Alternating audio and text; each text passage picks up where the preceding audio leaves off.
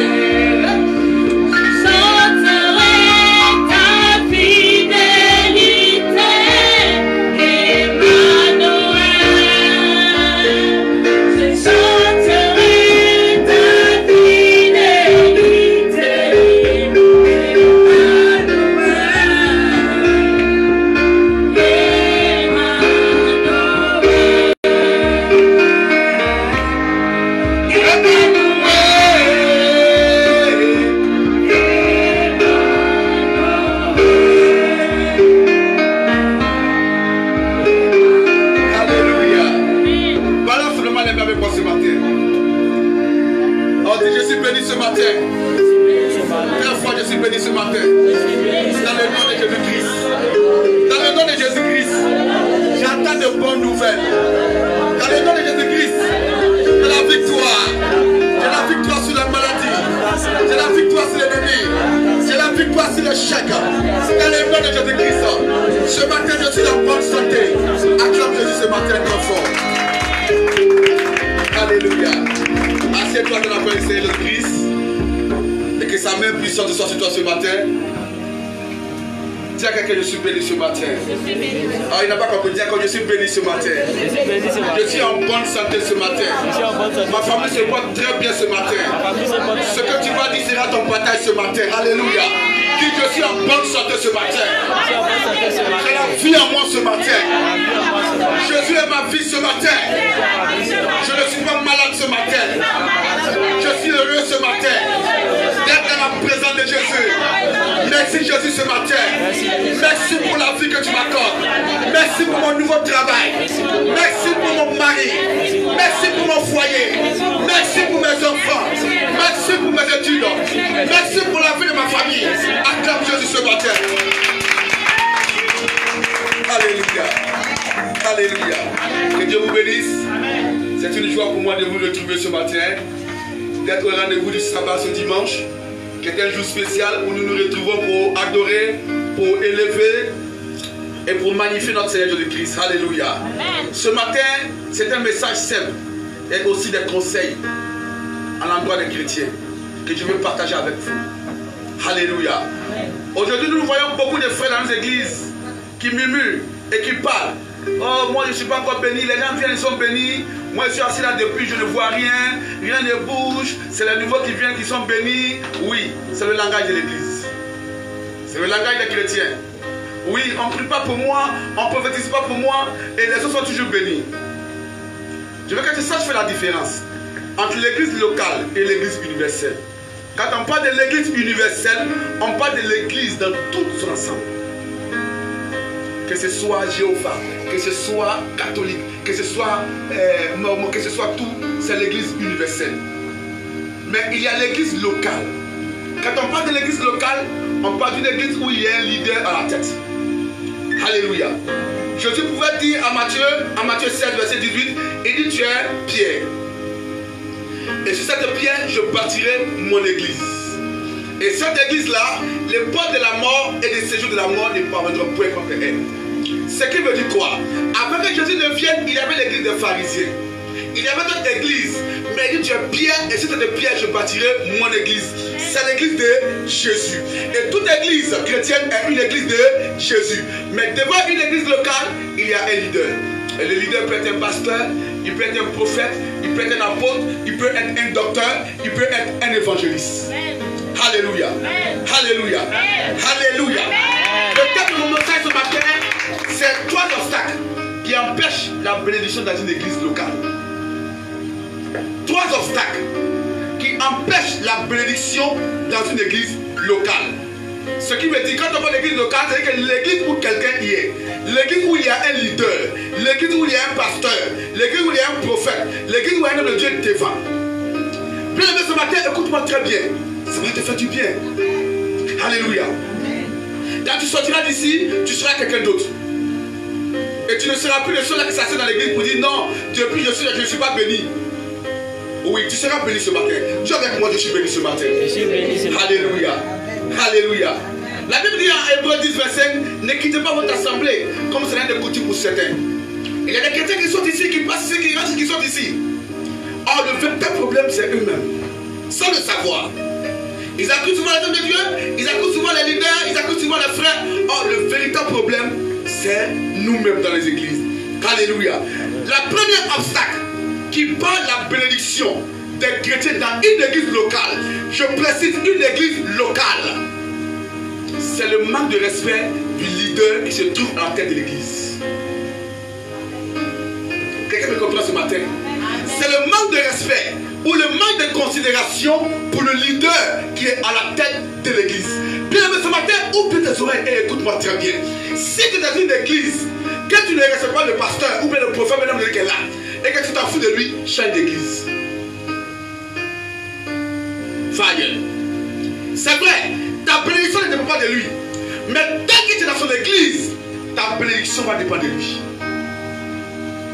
C'est quoi je précise? Une église locale. Si tu es dans une église et que tu en parles avec le pasteur, ou bien le prophète, ou bien l'homme qui a la tête, soit tu te réconcilies avec lui, ou bien tu quittes l'église. Sinon tu perds ton temps. Tu vas faire 1000 ans dans cette église, tu ne verras rien. Oui, parce que ça passe par lui d'abord. Aujourd'hui, nous voyons des chrétiens qui sont assis dans les églises et pendant que ça pêche, d'autres murmurent, d'autres critiquent les hommes de Dieu. Quittez dans ça. C'est des malédictions. Fais ton culte et rentre chez toi. Le reste, c'est la mère qui est Dieu et Dieu. Tant que tu ne seras pas en conformité avec le leader et que tu vas continuer à manquer de respect au leader de l'église, tu perds ton temps dans son église. Je vous pose une question. Est-ce que quelqu'un peut habiter dans ta maison et puis il ne parle pas avec toi? Tu la vois, il ne va pas. Qu'est-ce qu'il va profiter de ta maison? Il profite de quoi dans la maison? Il ne profite de rien. Et quand on parle de l'église locale, c'est l'église où le leader a la tête. Et il est le garant du peuple. 2 Chroniques 20, verset 20.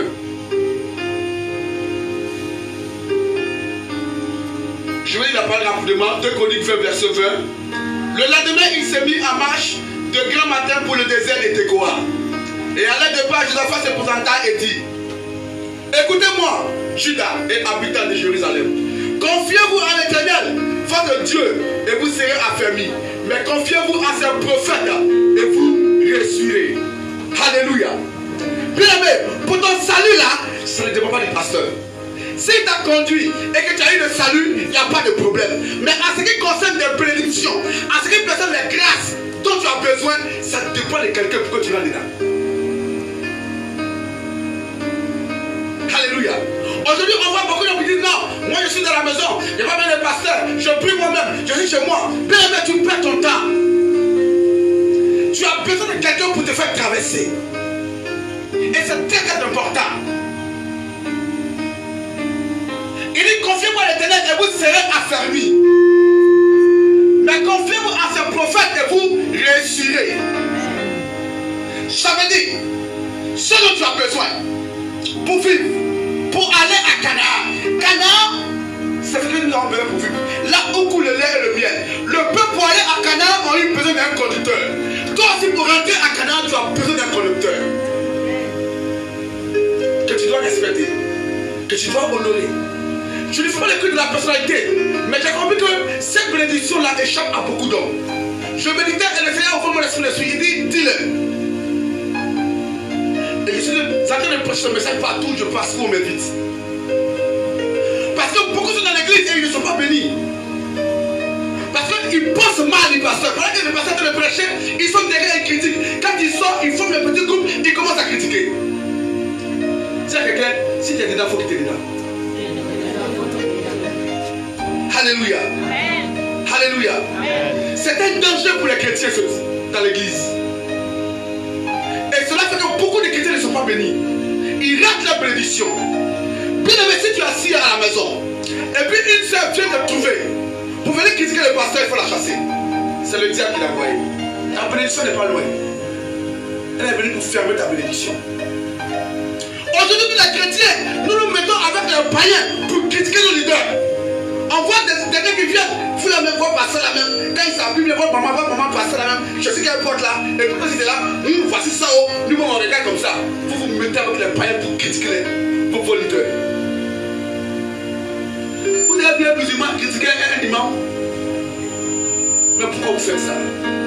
C'est pourquoi ils sont bénis. Et que nous on souffre. Vous avez vu un jour un musulman, un groupe de musulmans qui critiquent un imam? Non! Nous sommes tous des hommes. Il peut arriver que tu dérapes, mais il faut le couvrir. Mais nous les chrétiens, on a fini avec point de bon en fer pour gratter derrière faire des pasteurs. C'est pas bon. Dis à quelqu'un, c'est pas bon. C'est pas bon. Oh, plus fort, c'est pas bon. C'est pas bon. Alléluia. Amen. Alléluia. Amen. Et cela tue l'église aujourd'hui. Les gens sont assis, ils ne sont pas bénis, ils ne comprennent pas pourquoi. C'est un problème dans l'église. Le manque de considération et le manque de respect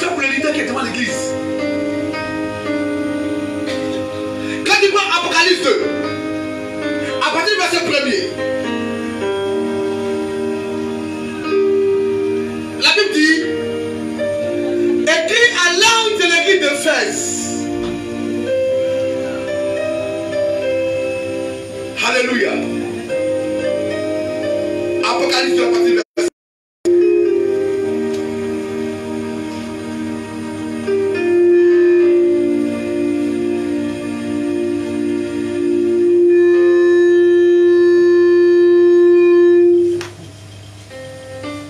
Il dit écrit à l'œil de l'église d'Éphèse.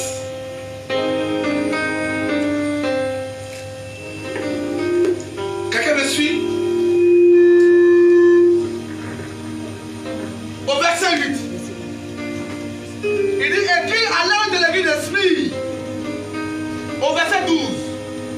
Écrit à l'œil de l'église de Pergame. Alléluia. Au verset 18. Écrit à l'œil de l'église de Thyatire. Apocalypse 3. À partir du verset 1er. Écrit à l'œil de l'église de Sardes. Au verset 7. Écrit à l'œil de l'église de Philadelphie. Au verset 14. Écrit à l'œil de l'église de Laodicée. Dieu parle aux églises. Et chaque église a son ange. Il y a l'ange de l'église qui est là. Mais l'œil de l'église qui est sur l'église locale n'obéit pas au peuple. L'œil de l'église locale obéit au leader.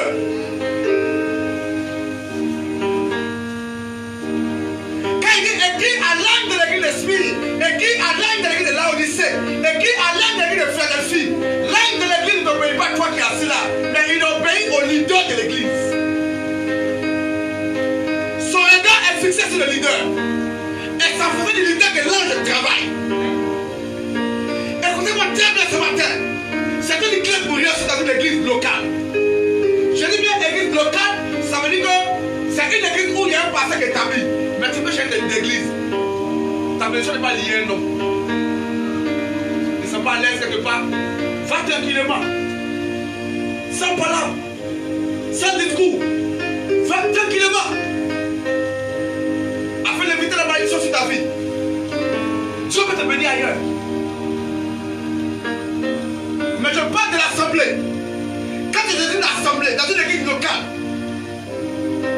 tu dois garder le respect de l'autorité. Obéis à la parole. Aujourd'hui, dans les chrétiens, on connaît les faux pasteurs. Mais il y a des faux chrétiens aussi. Oui. Il y a des faux chrétiens dans l'église.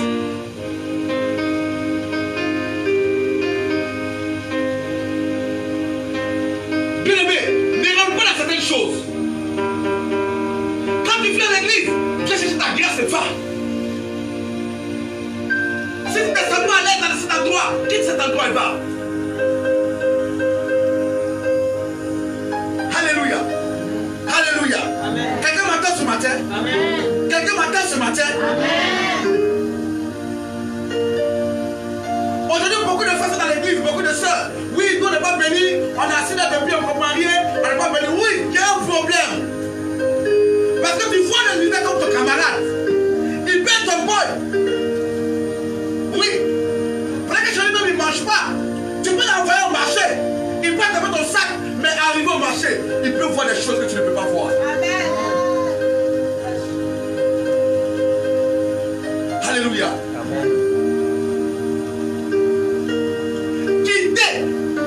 Du milieu de ceux qui se regroupent pour critiquer les services de Dieu. Quittez dedans. Si tu trouves encore le pasteur de l'église, ça, quitte-la. Continue ta route et laisse-les. N'entre pas dedans.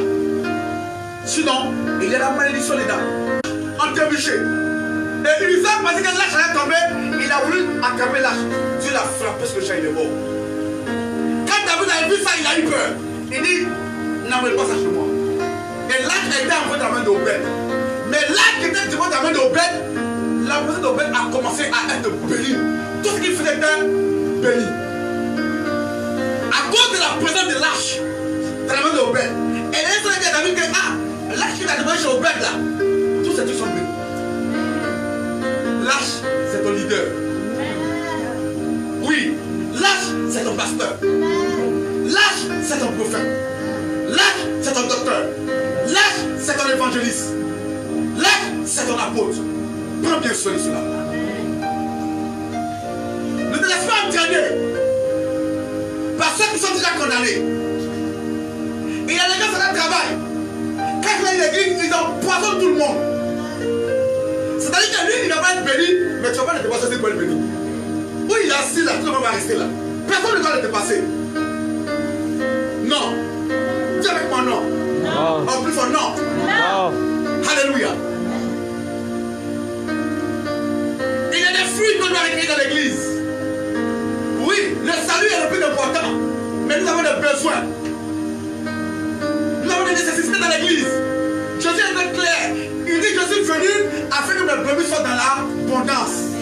Oui, l'abondance, c'est ce que nous avons besoin pour être quand même un peu à l'aise.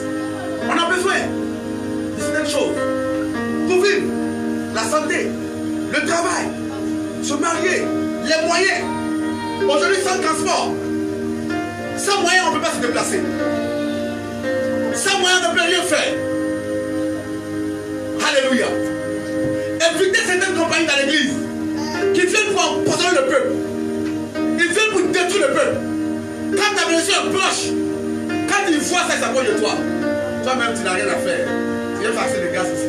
Toi-même, tu n'as rien vu. C'est ça que je viens de donner des choses. Pourtant, il est assis là, il ne va pas. Faites attention. C'est que fais attention. Dis-lui encore, fais attention. Alléluia. Hébreux 13, verset 17, rapidement.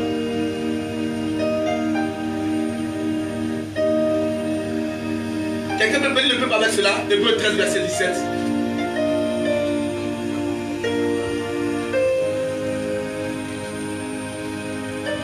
Alléluia.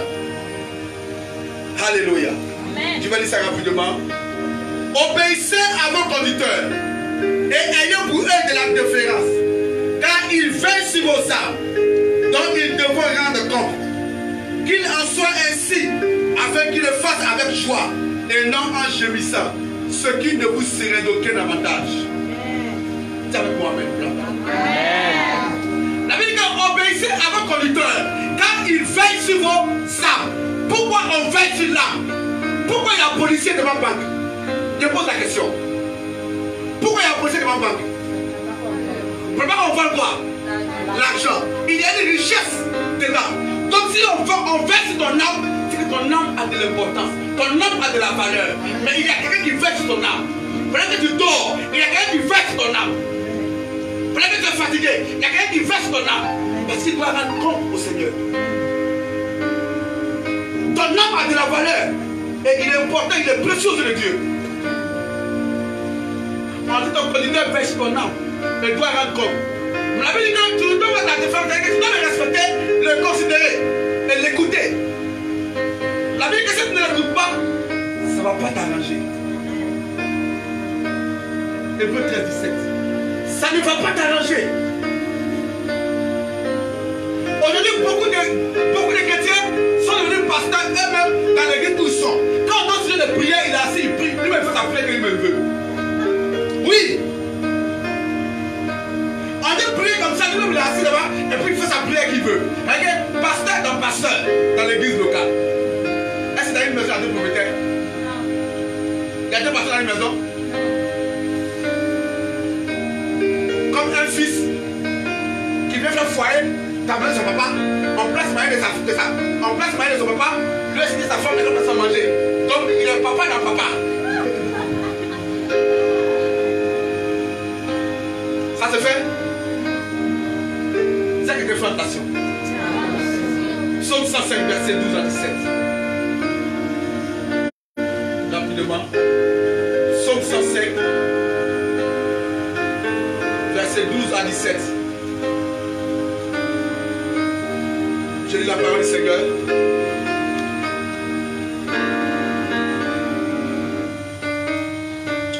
Ils étaient alors peu nombreux, très peu nombreux et étrangers dans le pays. Et ils allaient d'une nation à l'autre et d'un royaume vers un autre peuple.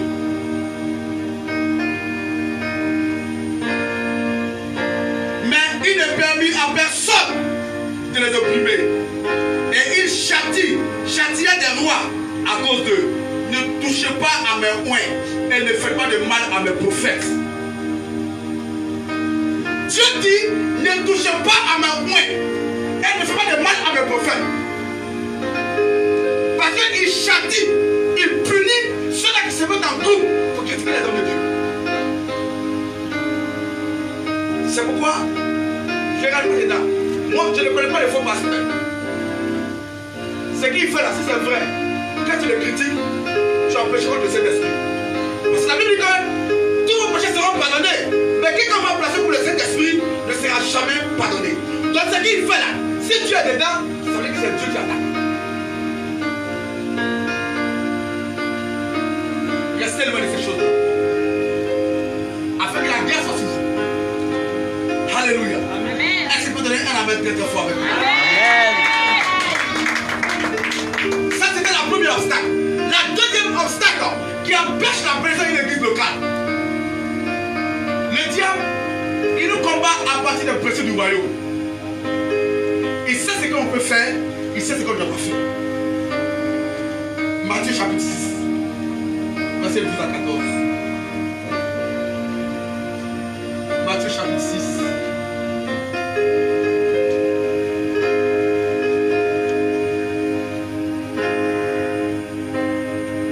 Alléluia. Je lis la parole, Seigneur. Verset 12. Pardonne-nous nos offenses, comme nous aussi nous pardonnons à ceux qui nous ont offensés. Le verset 14. Si vous ne pardonnez pas aux hommes les offenses, votre Père Céleste vous pardonnera aussi. Si vous ne pardonnez pas aux hommes les offenses, votre Père Céleste aussi ne vous pardonnera pas aussi. Mais si vous pardonnez, votre Père aussi vous pardonnera. Ce qui me dit quoi?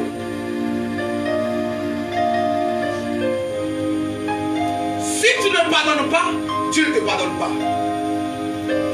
En d'autres termes, de la manière que tu vas pardonner, ça veut dire que tu vas te pardonner. Je donne un exemple. Je donne une chicotte à la soeur. Je dis attrape ça. Moi aussi j'ai une chicotte. Je dis je vais chicoter la soeur là. Mais de la manière que je vais la chicoter là, il faut me chicoter même chose comme ça. Si elle tape doucement, tu me tapes doucement. Si elle tape fort, tu me tapes fort. De la manière dont tu pardonnes, c'est comme ça que tu vas te pardonner. Mais on voit des chrétiens aujourd'hui et disent ah, ça là comment, je peux tout laisser, mais ça je ne peux pas laisser. Si tu retiens, tu aussi retiens quelque chose sur toi. Le diable, il sait que tu sais jeûner, il sait que tu sais prier, il te laisse prier, il te laisse jeûner, mais il te tient quelque part à le cœur parce qu'il sait que tu vas pardonner et ta prière ne va pas monter. Il te laisse parler en langue, il te laisse prophétiser, mais ta prière ne montera pas parce que c'est une loi divine. Si vous ne pardonnez pas aux autres, votre Père Céleste aussi ne vous pardonnera pas. Le diable, il connaît le principe du royaume. C'est pourquoi il ne se fait plus aujourd'hui chez les chrétiens. Il te laisse prophétiser, il te laisse gêner, il te laisse prier, il te laisse crier, il te laisse louer, mais il tient ton cœur. Et dès que ton cœur ne pardonne pas, aucune prière ne montera vers le trône. Bien, écoute-moi très bien ce matin. Oui. Certaines âmes que le diable utilise dans l'église pour bloquer la bénédiction du peuple de Dieu, pour bloquer la bénédiction des chrétiens. Le manque de pardon. Le manque de pardon tue. Le manque de pardon ferme le ciel sur la tête des chrétiens. Tu peux prier, tu peux prophétiser, tu peux chanter, tu peux annoncer les oracles, mais tant que ton cœur reste fermé, le ciel reste fermé sur ta tête. Ton cœur n'est pas une prison pour enfermer les gens. Quelqu'un marche sur ton pied, tu le prends dans ton cœur, tu fermes. Quelqu'un t'a provoqué, tu le mets dans ton cœur, tu fermes. Toi c'est fini, il ne va plus avec toi. Non, ouvre ton cœur. Ton cœur appartient à Dieu. Ton cœur doit recevoir de bonnes choses. Et non la haine, et non la méchanceté, et non la colère. Ouvre ton cœur à l'amour. Et pardonne. Afin que ta parole et ta prière puissent monter devant le trône de Dieu. Alléluia. Alléluia. Amen. Matthieu 7, verset 23 à 24.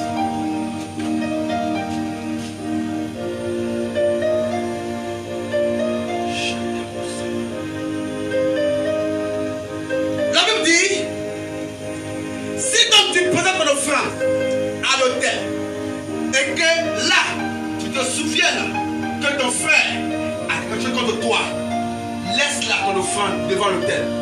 Va d'abord te réconcilier avec ton frère, puis viens avec ton offrande. Alléluia. La Bible dit que quand tu veux poser ton offrande à l'autel et que tu te rappelles que tu as un problème avec quelqu'un, et que tu te rappelles que tu ne parles pas avec quelqu'un, et que tu te rappelles que tu as quelque chose contre quelqu'un, dépose ton offrande là et va te réconcilier avec le frère d'abord ou la soeur d'abord avant de revenir trouver ton offrande. L'offrande peut être ton argent, mais l'offrande peut être ta prière. La prière est une offrande. Quand tu commences à prier et que ton cœur est fermé contre quelqu'un, quand tu commences à prier et que tu en parles à quelqu'un, bloque la prière d'abord. Réponds-toi. Va avec ton frère d'abord. Et accorde-vous. Et reviens maintenant pour répondre ta prière. Sinon, tu perds ton temps. Le cœur est un moteur essentiel dans la marche chrétienne. Le cœur est très important quand nous vivons. À cause du manque de pardon, il y a beaucoup de maladies qui sont liées au manque de pardon. Les ulcères, les maux de cœur, les tensions sont liées à la tension, sont liées au manque de pardon. Une femme est coupée longtemps, pendant plus de 18 ans, lors d'une prière, elle a été régressée. Son cœur était rempli de haine. Son cœur était rempli de mépris. Et elle ne pouvait pas pardonner. Et cela l'avait courbé pendant longtemps, pendant 18 ans. Lors d'une prière, quand cela a été révélé, cette dame a pleuré. Mais quand elle a fini de pleurer, qu'elle s'est relevée, elle a été redressée. C'est son cœur a pardonné.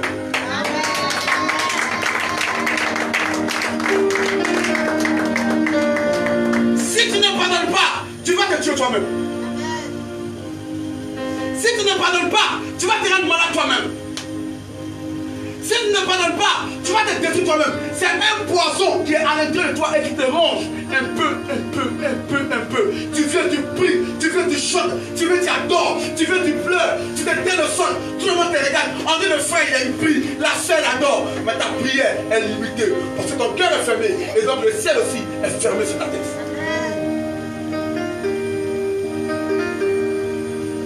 Quelqu'un me comprend ce matin? Ouvre ton cœur au pardon. Tends la main à ton prochain. Oui, oublie le mal qu'il t'a fait. Ça va, il t'a insulté. Ça va, il t'a humilié. Ça va, il t'a volé. Mais oublie ça. Et tends la main. Et continue ta marche chrétienne. Dans la marche chrétienne, tout peut arriver. Oui. Tu seras humilié. Tu seras accusé à tort. Tu seras rejeté. Tu seras renié. Je vous ai dit que si ça arrive au bois vert, à plus faire le bois sec, ça va t'arriver. Mais ça faut que tu grandisses. Ça faut que tu prennes conscience. Ces choses-là viennent pour que tu avances. Non, ne garde pas la haine contre quelqu'un.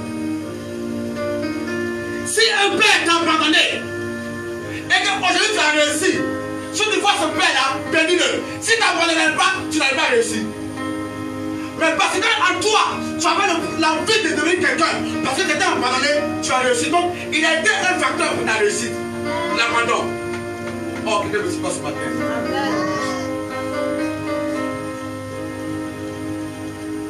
Si quelqu'un t'a humilié en public, et que ça te fait mal, non, ne garde pas les lacunes.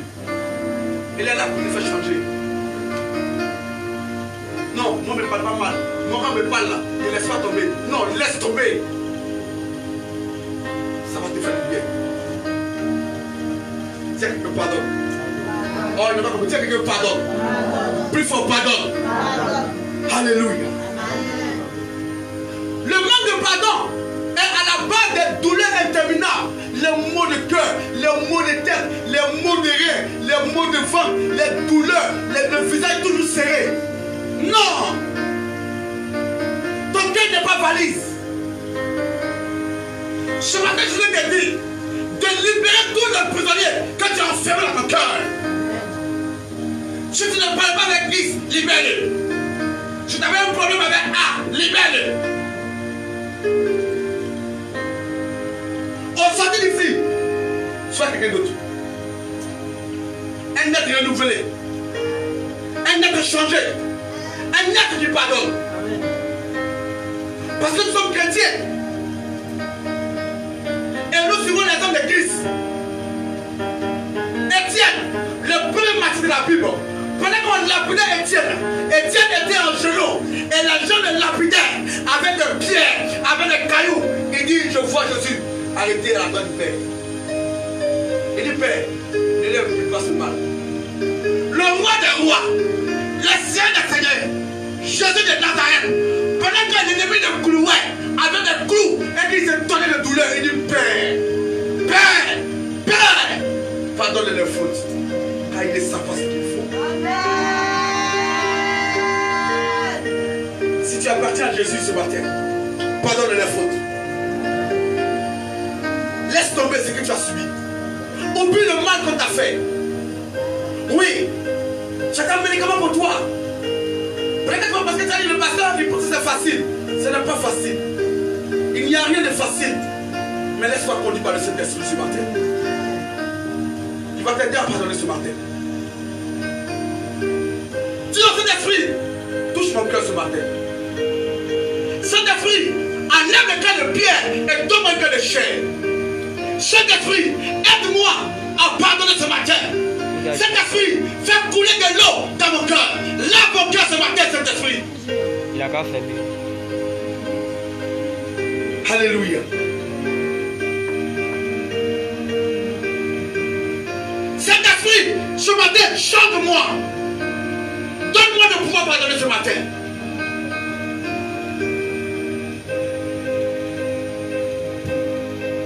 Et la troisième obstacle, c'est l'incrédulité. Alléluia. Alléluia. L'incrédulité. Romains 4, verset 18 à 21.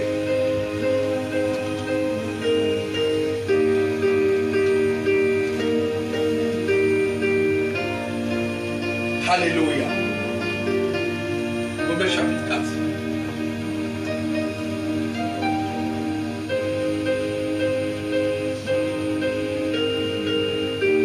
Espérant, contre toute espérance, il crut et devint ainsi le père d'une grande multitude de nations, selon ce qui lui avait été dit.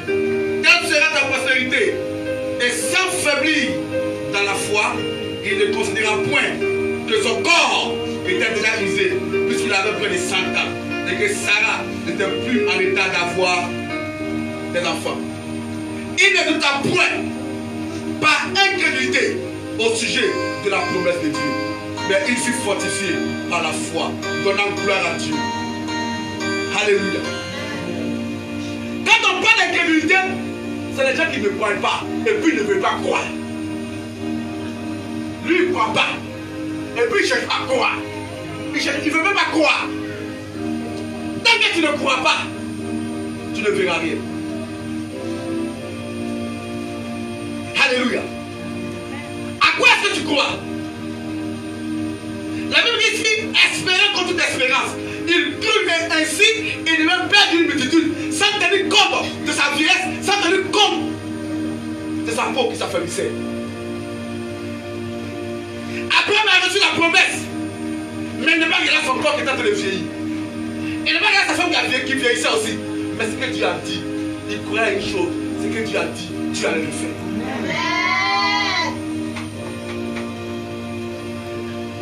La Bible dit que nous marchons par la foi et non par la vue. Ce que tu vois peut t'amener à l'incrédulité.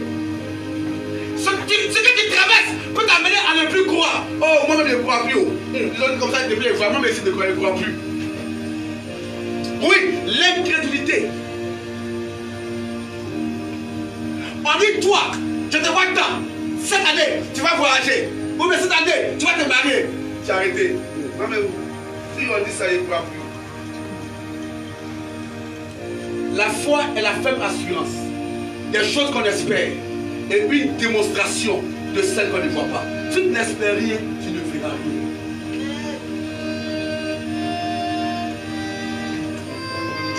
Qu'est-ce que tu espères? Espérant contre toute espérance, il crut. Bien-aimé, n'abandonne pas ta croyance en Jésus. Celui qui donne la promesse, il est fidèle pour l'accomplir. Il va le faire. C'est juste une question de temps. Alléluia. La vie est autant marqué et autant convenable, Sarah devient ancienne. Autant marqué et autant convenable, tu rentreras dans cette promesse-là. Au nom de Jésus-Christ. Amen. Ne te laisse pas emporter par l'incrédulité. Oui. À cause de l'incrédulité, Jésus lui-même n'a pas fait de miracles chez lui à Nazareth. Parce que les gens ne voyaient pas en lui. C'est pas le fruit du menuisier là. C'est pas lui qui faisait tabouler ici là. Ah, lui aussi il a dit guérir les gens. Ah, c'est lui là. À cause de cela, chez lui-même, il aurait reçu le bon. Oui. L'incrédulité aveugle. L'incrédulité rend bonne. L'incrédulité ferme la route du ciel. L'incrédulité empêche la promesse d'arriver. Ne sois pas incrédule. Ne sois pas incrédule. Ne fais pas ton cœur. Continue de croire. N'abandonne pas. N'abandonne pas. Continue de croire. La Bible dit que espérant, comme toute espérance, Abraham crut et il devint père d'une multitude. Quand Dieu a dit à Abraham que tu seras père d'une multitude, vous savez ça fait combien d'années? Vous savez c'est après combien d'années? Après 24 ans. Alléluia. Après 24 ans, qu'il est rentré dans la promesse.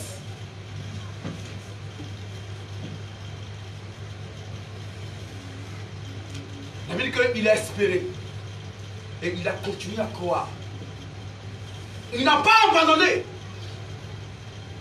Il ne s'est pas laissé emporter par l'incrédulité. Mais il a continué à espérer. Et à croire. Et il a vu cela s'accomplir de sa vie. Bien aimé, la promesse que tu as reçue, tu la verras. Si tu ne te laisses pas emporter par l'incrédulité, si tu continues de croire, tu verras cela dans ta vie. L'incrédulité est une arme de résultat du diable qu'il utilise pour décourager les chrétiens. Oui. Pour nous amener à abandonner les promesses. Pour nous amener à ne plus croire à notre Seigneur Jésus-Christ. Dis avec moi, Seigneur, ce matin, aide-moi à pardonner. Seigneur, ce matin, aide-moi à m'éloigner de ceux-là qui critiquent tes points. Seigneur, ce matin, transforme-moi, change-moi, aide-moi à m'éloigner de faux chrétiens. Seigneur, ce matin, viens au secours de mon incrédulité et donne-moi de croire. Seigneur, ce matin, change ma manière de voir. Seigneur, ce matin, viens à mon secours. Seigneur, ce matin, donne-moi la force de pardonner. Seigneur, ce matin, change mon cœur. Enlève le cœur de pierre et donne-moi un cœur de chair. Seigneur, ce matin, j'ai entendu ta parole. Permets que ta parole me fasse du bien. Que ta parole pénètre dans mon âme, pénètre dans mon esprit, pénètre dans mon corps et me fasse changer. Seigneur, ce matin, j'ai entendu ta parole. Bénis ta parole afin qu'elle me fasse du bien. Pour la gloire de ton nom.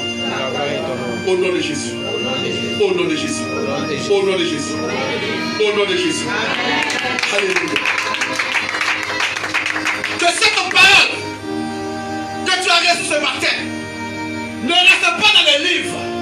Non. Qu'il ne reste pas dans les livres. Mais que cette parole atteigne ta tête. Et qu'en retour, après ta tête, cette parole descend dans ton cœur.